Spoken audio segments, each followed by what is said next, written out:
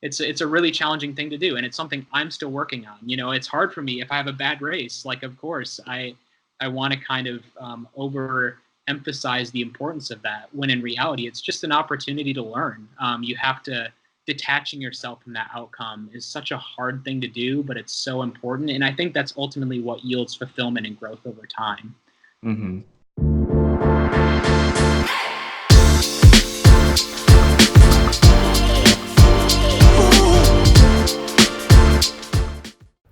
This episode of the Smart Athlete Podcast is brought to you by Solpre, skincare for athletes.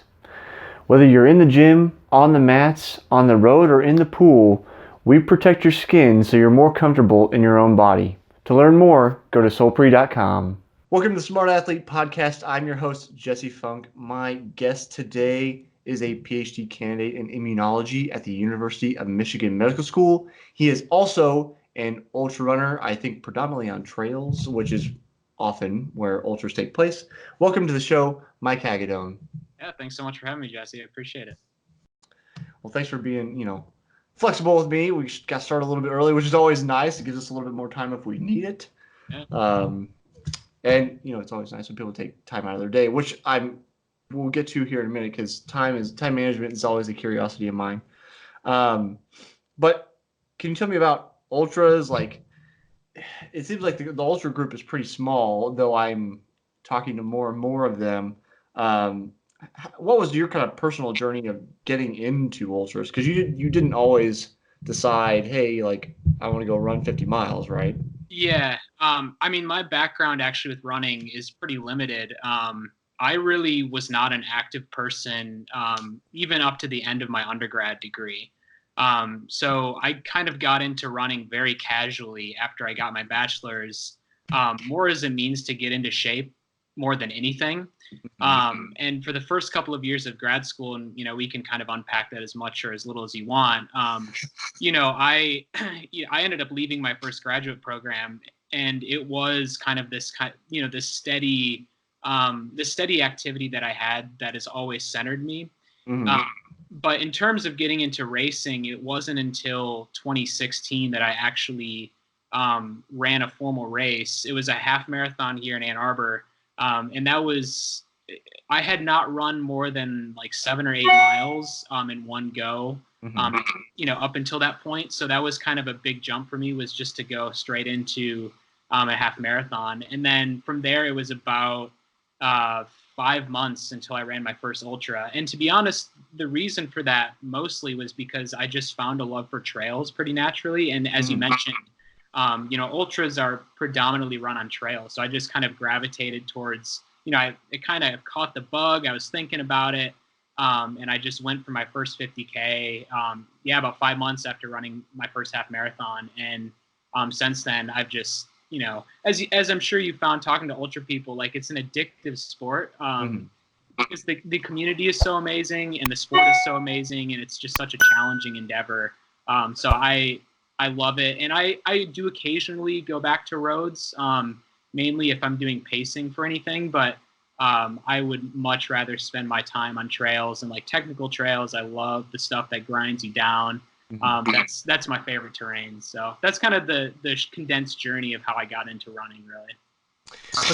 It kind of seems like with ultras, I mean, since you're going for so long, it almost has to be some place where you don't have to deal with car traffic. I know the logistics of, like, Ironman, setting up an Ironman, they have to shut down so many roads or segment off the roads, or often you end up having live traffic, but they try to control a lot of that. And then you have to have police and all this kind of support, which comes with the price tag, which is part of the reason.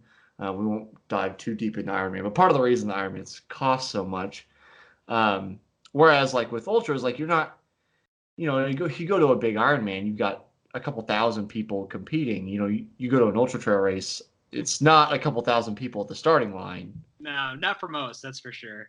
Yeah. And I mean, the cool thing about ultras too, like, there's geographic differences. So here in the Midwest, we don't have enough terrain really to run like a point-to-point 50 miler, for example, right, or like a point-to-point 100 miler. So you often find loop courses, which, a lot of people find boring. There's advantages to that. But, you go out west, there's a lot more open space, and you can kind of get these, point to point races. So the logistics vary, based on the race and the location, but there is kind of this overarching element of community.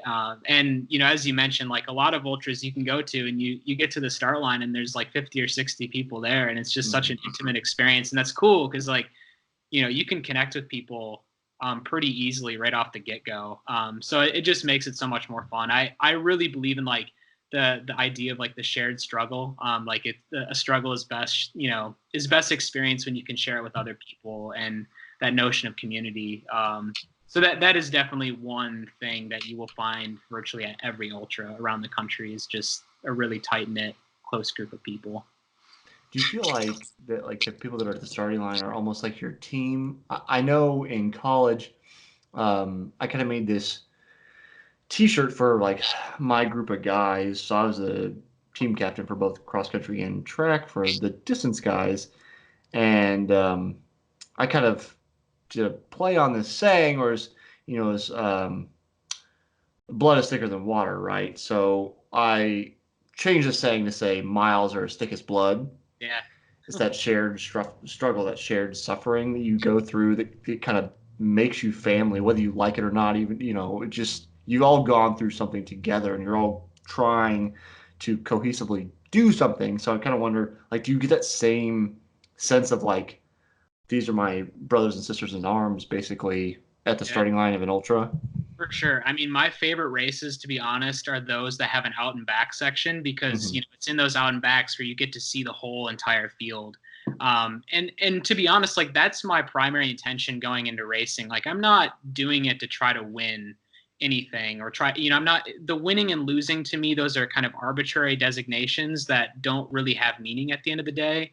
Like the primary intention I bring to every race is, can I be supportive of other people? Because that's the beautiful thing about ultras is there is technically a front of the pack, a middle of the pack, and a back of the pack, Mm-hmm. but everybody is coming to that space with their own goal and their own definition of success, and it's a much richer experience to be able to support people in those goals and their journeys. And at the end of the day, like you all congregate at the same finish line. And oftentimes these are community events. There's music, there's beer, whatever you want to partake in. So Mm-hmm. it's at the end of the day, it's like, if those, if everybody put their effort into the event, and they supported each other, you just get so much more out of it than if you're trying to do it from an insular perspective, where you're trying to, meet a particular time, or, you're trying to finish somewhere in the pack.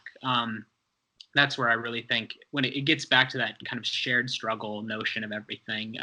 So that's why I love it. And I love, I love competing. But I particularly love it, when it's, I typically will be near the front of the pack. I don't always win. And again, that's never my goal. But when you can kind of work with your competitors and encourage each other, and, you can have those moments where you laugh. I recently ran a half marathon. I was running 1 and 2, and the guy I was running with said, "I feel like I'm going to puke right now." And we both had a laugh, from that. Just, it's the ability just to kind of zoom out and contextualize the whole experience and what the purpose is. And the purpose for me is to have fun. Mm-hmm. Yeah, it's absolutely like that shared struggle is just a beautiful part of the sport. That's the thing that, so I think, if I have to think about this, I think you're episode 32, so the 32nd interview I've done. And it time after time after time after time, it's always, I just, I hope to have fun.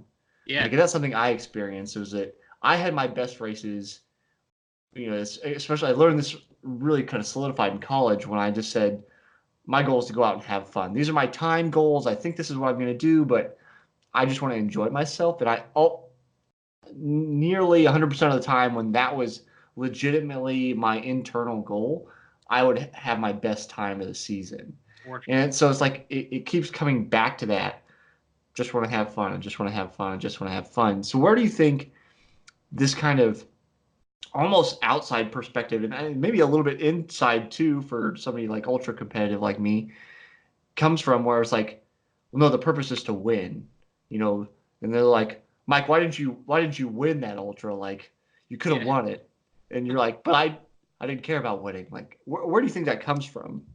Yeah, that's been an evolution because I will admit, like when I first did get into the sport, I had aspirations of winning everything. And it's not to say like when I go to the start line, of course, I want to do the very best that I can, but that's from a more intrinsic place. Mm. And that switch from an extrinsic to an intrinsic motivation has been a huge process for me that has developed really alongside my PhD because that competitive nature is something that I embraced when I started my PhD as well. But over time, I've tried to bring this sense of community into that space as well. So there's been this co-evolution of really more intrinsic motivation. And to be honest, that has been a natural process of competing and failing and revising and coming back to it and understanding like how much more you get from forming relationships. But also a big aspect of that for me has been getting a coach, David Roche of Some Work I'll Play Running, and that's his MO. I mean, his MO is all about let's go have fun, let's support other people, let's contextualize this within the grand scheme of life, and let's remember that the primary purpose is to just go out and enjoy life, to celebrate life. Like it's all about a celebration, and having that type of input from someone who I respect and admire deeply, that's been a huge element of this kind of evolution over time. So as I said, every time I get to the start line, I want to do the very best that I can, but it's not to beat other people. It's to really explore what I'm capable of. And I always find that when I get to the start line and you kind of lower the stakes in that regard. You look at I always feel fear. I look at that fear and I try to put it in its rightful place and just say, today is a celebration of life and let's just go see what that yields, and it, as you mentioned, those have always been my best races. When I get to the start line and I'm not thinking about the finish line, I'm not thinking about winning or anything like that. It's just let's commit to this process. And yeah, I don't know. I've always had my best runs that way. Yeah, I think I can't speak for anybody else, but I know when I thought about success, it's like it's a personal validation for me. I spent considerable amount of time. Anybody that's listened to this show for a while has heard me say this a dozen times. I spent 8 years trying to become a professional triathlete, not from the sense that I thought I was ever going to be a world champion, though, like in your head, you always want to think about it. But from the sense that I felt like if I could do that, that would be success, and internally I would feel like I was worth something. So I almost feel like when you focused so much on I have to win, it's almost this, again, at least personally, and probably for somebody else, since I don't know that any human experience is entirely like individual. Like, I probably not the first person to go through this, is what I'm saying. It seems like it's almost a struggle to allay those fears you have about yourself, about being worthless or not, not being loved, or we can kind of dive into all kinds of psychological reasons why you're striving for the success. Um, and kind of where I'm going is that I wonder if part of that is cultural too, thinking about, obviously I'm making very generalized ideas here, but the kind of Eastern versus Western philosophy, where Western, we're very like individual centric, individual success, individual attainment, achievement. Eastern, more thinking about the good of the whole, the good of all of society, the good of the group, or the family, depending on what the case is. And I kind of wonder how that affects us in terms of focusing on that initially, about I need to be the best, or I need to be a winner to be worth anything. Right. I mean, one observation I've had is that we are such a results oriented culture, Mm-hmm. right? Like we view every result as an assessment of worth. And that's been, honestly, that has been my biggest challenge as a human being, is not attaching worth to outcomes. And I Mm-hmm. think it's natural when when in my PhD, I'm in such a high stakes environment, in an environment that glorifies outcomes. And so it's hard when you experience failure to be able to take a step back and contextualize that, and and to give yourself some grace in that failure, and to celebrate this courage that you're showing. And these are more qualitative things, right? Like we live in a very quantitative culture and a very quantitative society, but these are Mm-hmm. very qualitative assessments that are so important to be able to again, zoom out and understand that this is all part of a journey. And so I think that's been a huge thing for me as well, is being able to look at races and these workouts as kind of just points along the journey. There's no really outcome. There's no outcome that we're really striving for. It's just all about this growth that is nonlinear. And that nonlinearity is just a beautiful part of it. But you're right. When it comes down from a competitive perspective as well, we do live in a very kind of egocentric space. And I think, unfortunately, um, that certainly has permeated sports as well. But I believe that there's huge value in the kind of when everybody wins philosophy. Like, it's very simple, but again, it just gets back to that support. And and I think that, again, ultra running is a space that really has done a wonderful job of this, is not glorifying winners so much, and illuminating stories from the people who are at the middle, in the back of the pack, who are just striving to reach their potential just like everybody else. So yeah, absolutely, I love that. And the notion of self-worth too, I love that. It's a really challenging thing to do, and it's something I'm still working on. It's hard for me if I have a bad race. Like, of course, I want to kind of overemphasize the importance of that, when in reality, it's just an opportunity to learn. You have to Detaching yourself from that outcome is such a hard thing to do, but it's so important, and I think that's ultimately what yields fulfillment and growth over time. I know, even I have the tendency to focus on, I'll say, the winners, or the top people, which is kind of almost a prerequisite of like having an interview, like, or having a chat like we're having now, is finding people that perform at a high level, and then also perform at a high level in some other capacity, like you with your PhD. Like, I was speaking to, my last interview was with John Kelly, one of only 15 people to finish the Barkley marathons. Yeah, And yes, so it's like we do focus on those people, but then if you dig deeper, and I like Johnny and the Barkley marathons in the sense that it does get back to that point of, those people in the middle, or the people in the back. What the hell are they doing out there? They know they're not going to win when they start. Yeah.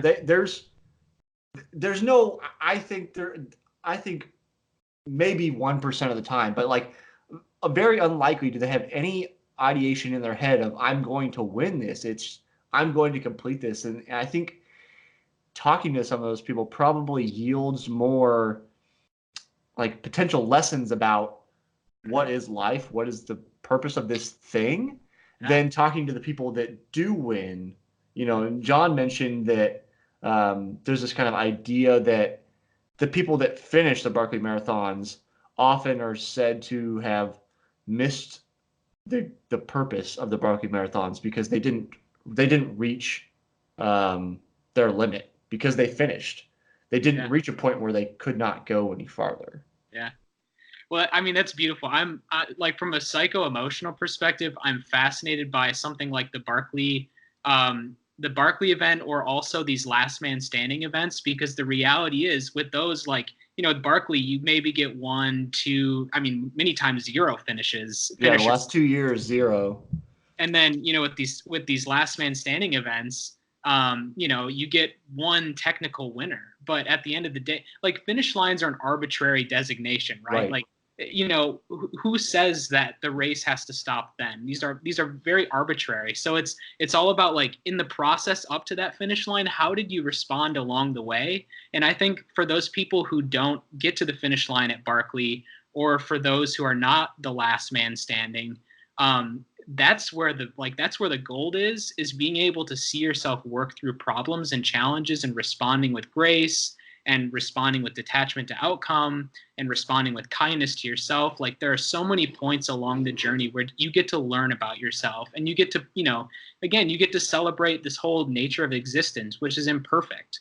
And yeah, I love those events, and I love hearing and reading the perspectives of people who don't finish them, because it's beautiful. That is life, that has been immersed in kind of this artificial environment. But still, you get to learn so much about these people.